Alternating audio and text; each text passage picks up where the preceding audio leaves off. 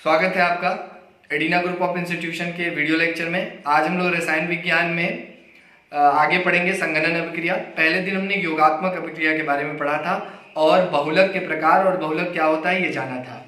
संगणन अभिक्रिया योगात्मक अभिक्रिया से थोड़ा सा अंतर है। योगात्मक अभिक्रिया में क्या होता है, बड़ी श्रृंखला के यौगिक बनते हैं, बहुलक बनते हैं जिनका अणुभार बहुत ज्यादा होता है। जो बनते कैसे हैं, एकल समूहों को जोड़ने से अधिक ताप और दाब पर, और इस अभिक्रिया के दौरान किसी तरह का कोई दूसरा बाई प्रोडक्ट नहीं बनता, यानी कोई दूसरा उत्पाद नहीं बनता, वाटर नहीं बनता, कोई गैस नहीं बनता। लेकिन संगणन अभिक्रिया में ऐसा नहीं होता है। संगणन अभिक्रिया एक जटिल अभिक्रिया है। उसमें द्विक और त्रिक क्रियात्मक समूह वाले यौगिक हाइड्रोकार्बन एकल, जिनको हम एकल बहुलक कहते हैं, वो उनका जुड़ाव होता है संगणन प्रक्रिया द्वारा, यानी ताप और दाब अत्यधिक होता है योगात्मक अभिक्रिया की तुलना में। और इस अभिक्रिया के दौरान जो यौगिक बनते हैं वो बहुत ही जटिल होते हैं, उनका संरचना बहुत ही जटिल होता है। साथ ही साथ इसमें बाई प्रोडक्ट भी बनता है, यानी वाटर और अदर कोई गैस, दूसरी गैसेस होती हैं, उनके अणु भी प्राप्त होते हैं। संगणन अभिक्रिया का एक सबसे अच्छा उदाहरण नायलॉन 66 है, जो कि अत्यधिक एग्जाम में आता भी है। इसके बनाने की विधि भी पूछता है।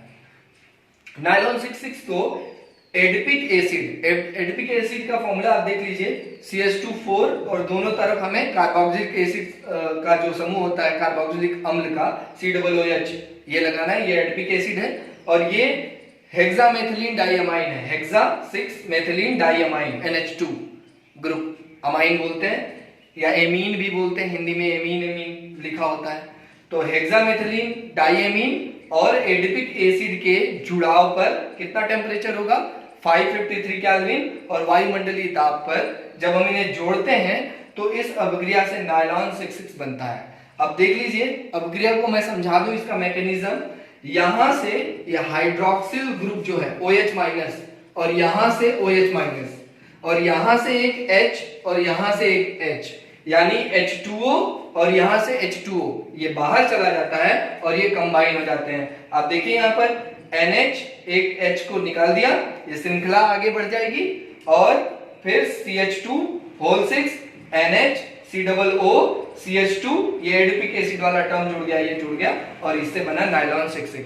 नायलॉन 66 का उपयोग रेशम बनाने में होता है, रेशा बनाने में होता है, और भी इसके बहुत सारे इंडस्ट्रियल एप्लीकेशंस हैं और इसके बहुत सारे चीजें होती हैं। इसके साथ साथ इसमें देखिए वाटर मॉलिक्यूल भी है, यानी बाई प्रोडक्ट भी बनता है। तो संगणन अभिक्रिया योगात्मक अभिक्रिया से ये दो अंतर हैं। एक, योगात्मक अभिक्रिया जो होती है वो बहुत बड़ी चेन बनाती है, इसमें स्टेप ग्रोथ चेन बनती है, छोटी छोटी चेन बनती है, और उसमें बहुत बड़ी श्रृंखला बनती है। और उसमें योगात्मक अभिक्रिया में कोई बाय प्रोडक्ट नहीं आता, यहाँ पर बाय प्रोडक्ट आता है। उसमें सिंपल मोनोमर मिलते हैं, यानी एकल समूह बहुत ही सिंपल होते हैं। इसमें द्विक या त्रिक बंधों वाले ही या क्रियात्मक समूह वाले ही मोनोमर या एकल समूह जुड़ने से नायलॉन 66 जैसे बहुलक बनते हैं।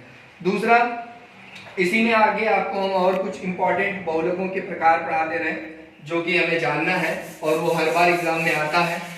अब जैसे आपने पढ़ा होगा टेफ्लॉन बनाने की विधि, आप याद रखिए बहुलक में, बहुलक या तो इन दोनों नामों से आएगा, योगात्मक बहुलक किसे कहते हैं, संगणन बहुलक किसे कहते हैं, अथवा कुछ बहुलकों के नाम आएंगे, बताएगा इनके बनाने की विधि और इनके गुण को लिखिए। तो हम एक एक करके समझते जाते हैं। अब इसके बाद टेफ्लॉन कर लेते हैं।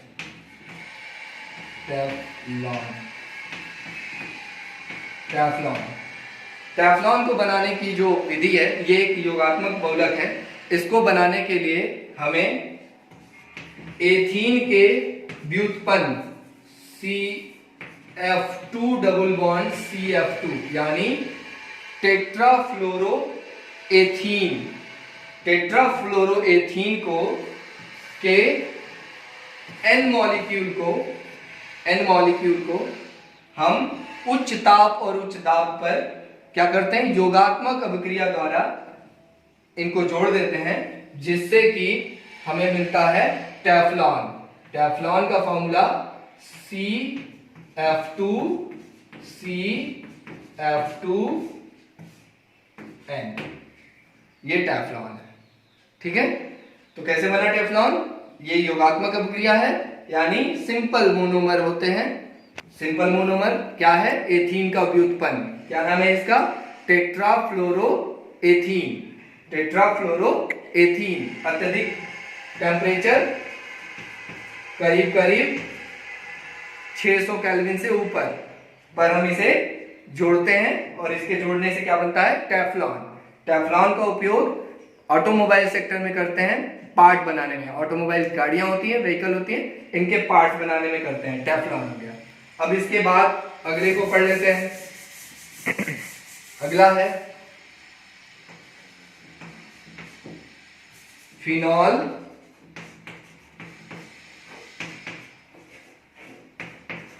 फॉर्मल्डिहाइड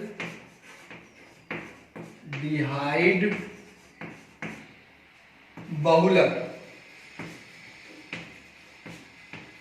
ये संगनन बहुलक का टाइप है और ये बहुत बार आता है। ये नेओलैक है, इसी से बेकेलाइट बनता है। बेकेलाइट बहुत बार आता है। तो चलिए समझते हैं। फिनॉल फॉर्मल्डिहाइड यानी इसमें फिनॉल होगा और फॉर्मल्डिहाइड होगा। फॉर्मल्डिहाइड जिसका फॉर्मूला क्या होता है? HCHO।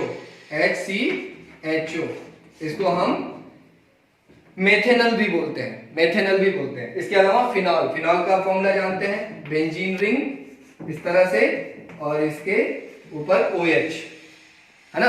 बेंजीन C6H6 में से एक H को OH ग्रुप से हम रिप्लेस कर देते हैं तो फिनॉल बनता है। इनके जुड़ने से नेओलैक बनता है और नेओलैक में फिर से फॉर्मल्डिहाइड के मोनोमर जुड़ने से बेकेलाइट बनता है और बेकेलाइट से ये स्विचेज बनती हैं, ये सब जो उपयोग में लाई जाती हैं। तो आइए हम इसको समझ लेते हैं। सबसे पहले क्या बताया मैंने? फिनॉल। ये हो गया आपका फिनॉल प्लस फॉर्मल्डिहाइड HCHO।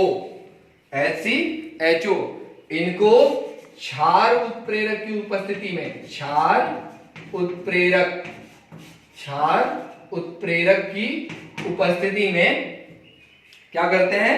अधिक ताप और दाब पर इनका संघनन करते हैं और इनके संघनन से बनता है नेओलैक। नेओलैक की संरचना OH इस प्रकार होती है, CH2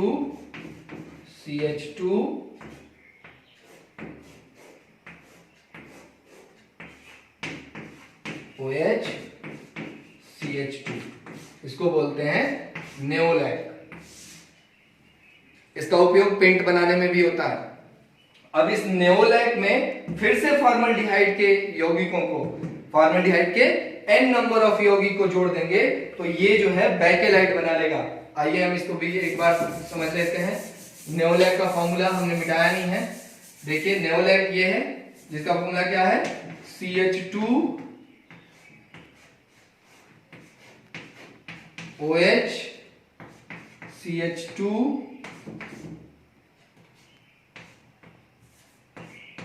फिर फिनॉल का मॉलिक्यूल आ जाएगा यहाँ पर OH और इससे लगा दीजिए आप CH2 समूह को। ये n नंबर है और इसके साथ NHCHO फिर से फॉर्मल्डिहाइड के यौगिकों को हम जोड़ देंगे तो ये एक जटिल संरचना बनेगी जिसको हम बेकेलाइट कहते हैं। ये संघनन विधि से बनती है, इसलिए यहां लिख दीजिए संघनन अभिक्रिया है। ये क्या बनेगा? CH2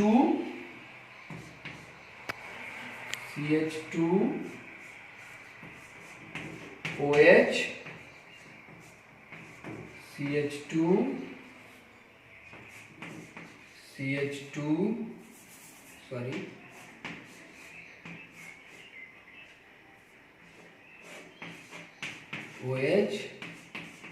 CH2 और इसके नीचे भी यहां पर CH2 के साथ जुड़ जाता है फिनॉल OH CH2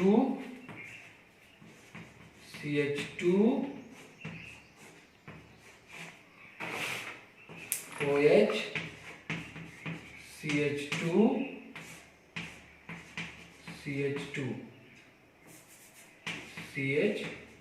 इस तरह से ये बनती है श्रृंखला। इसको हम बोलते हैं बेकेलाइट। ये थोड़ा जटिल स्ट्रक्चर है जिसको हम बेकेलाइट बोलते हैं। बेकेलाइट का उपयोग स्विचेज बनाने में होते हैं, हार्ड चीजें बनाने में होती हैं। ये कठोर होता है। अब इसके साथ ही साथ हमने आज आपको नायलॉन 6 बताया, टैफ्लॉन बताया और फिनॉल